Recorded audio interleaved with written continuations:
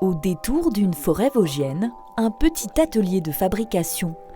Ici, à 2 pas du village de Liezay, voilà presque 40 ans que Jean-Louis façonne des jouets en bois.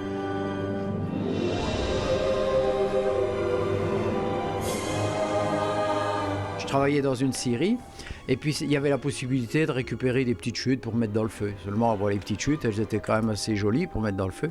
Et j'ai eu l'idée, à l'époque j'avais des enfants en bas âge, donc j'ai eu l'idée de les transformer en jouets, en petits camions, en petits trains. Ici c'est pareil, c'est des pyrograveurs où on peut régler la température. Un savoir-faire qu'il se plaît à transmettre à son fils Benoît d'abord, coach sportif, qui en dehors de son métier perpétue l'activité de son papa, désormais à la retraite.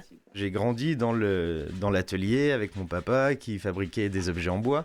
Et alors j'ai fait mes expériences, j'ai été faire d'autres choses. Et puis je suis revenu et c'est assez agréable de travailler le bois d'une part.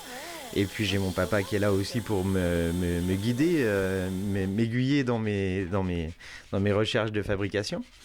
Et donc du coup c'était une évidence de revenir vers ça.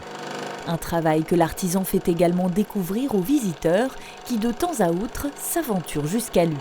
L'initiation, ça dure 1 heure. Alors c'est pour les personnes qui ont eu par exemple la chance, le Père Noël leur a amené une scie à découper, puis soit ils n'ont pas déballé du carton, soit ils l'ont déballé mais ils ne l'ont pas mis en route, ou ils ne savent pas trop comment s'en servir, ou ils ne savent pas trop laquelle acheter, s'ils veulent en acheter une.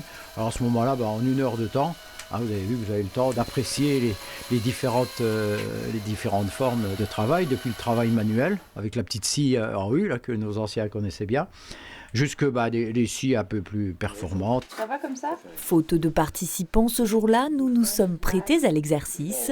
Et si nous dessinions un mouton ? Le corps et les pattes. C'est comme ça les pattes de mouton ? Mais la tâche n'est pas facile. Il faut d'abord réaliser la coupe, puis poncer les faces et les contours, avant de passer à la dernière étape, la pyrogravure. Enfin, la pièce est terminée. Pas mal, non ? Franchement.